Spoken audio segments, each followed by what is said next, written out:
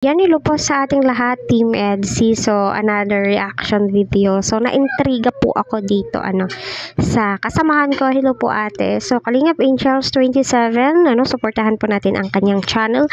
May 396 views na po, 20 hours at napakalaki ng kanyang views na sa 7,234, So, napakarami din po ang naintriga about dito. Kahit sino naman po ay maiintriga sa usaping DSWD. My God, ibang usapan na po ito.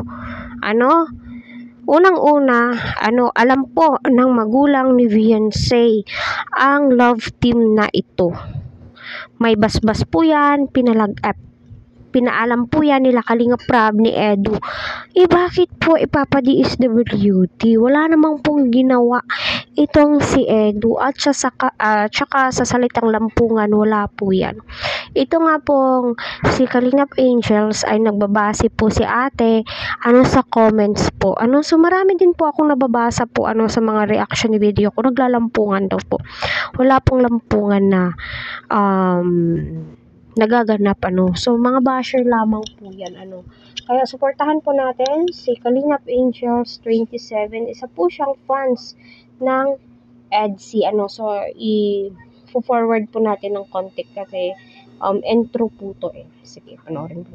Verse na ito, talagang hindi pa rin po makamove on at hindi pa rin po tumitigil, sa pangbabash dito nga. Ayan, pangbabash daw po, So, mga basher po talaga ang may gawa nito. Itong DSWD, my God, hindi na po bata itong si Beyonce. Nasa tamang edad na po siya. Alam niya kung ano yung tama at mali. 16 years old, my God, alam na po niya yan kung ano yung mga ginagawa po niya. At saka itong si Eds, huwag niyo pong sabihin na naglalampungan. Part po yan ng kanilang trabaho, job, love team, pang-good vibes, lahat. Para ma-entertain po yung mga viewers po nila, di ba? Po sa tambalang EDC. At sinasabi pa nga po nila na bakit daw hindi pa po napapa-DSWD. Itong si Beyonce ay minor nga po, Yan po yung kanilang sinasabi at wala na daw po nga ginawa daw po itong tambalang ito. Ay nako, Ang pagkakaalam ko, ang ginagawa lamang po ng EDC ay holding hands. Holding hands lang, ipapa-DSWD agad. Ay nako, itong mga basher talaga, wala pong magawa. My God, alam naman po natin kung gaano kasikat si Beyonce at napakarami po niyang big time sponsor. Kaya nanggagalay 80 po sila sa galit ngayon. Dahil bumubuhos po yung biyaya kay Beyonce. Kaya sinasabi po nilang ipapa-DSWD daw po ang EDC. Ay nako, ewan ko ba bakit may mga taong ganito, di ba? Kundi maglampungan nga daw po. So, ang tinutukoy po niya dito, yung tambalang EDC nga po, itong mga e-lovers. So, yung mga nagpa-comments nga daw po sa video, yung mga e-lovers, hindi nga po sila maka-move on, Kaya mag-move on na po kayo. Mag-move on na po kayo kasi tapos na po yung Edrica,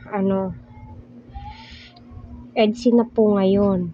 At ang yung umayaw po dito ay si Miss E, hindi po si Eds. At saka wala pong lampungan na nagaganap, mga haters. Yung nagaganap lang po dito ay yung pa-holding hands. Wala pong masama doon. Hindi po yun lampungan. Hindi na po sila nadala mga kalingap. Kumbaga napapahiya na po kasi sila dahil yung ipinagtatanggol po nila noon na itong CE ay iniwan na po sila, di ba? Tapos ngayon naman itong tambalang EDC yung kanilang so totoo. EDC na po ang ginugulo po nila kasi nga nag-end of the world na po si Miss E at kitang-kita at nilaglag po sila ng sponsor. Kaya mag-move on na po kayo at suportahan na lang po natin itong si Edu at saka si Beyonce. Mas mainam pa po yun kasi yung sinusuportahan po ninyo ay napakapangit naman po ng kaniyang pag-uugali. Pati ang kanyang lolo ay, my God, ginagawan po nila ng issue at tila'y walang utang na loob sa kanyang grandparents, di ba?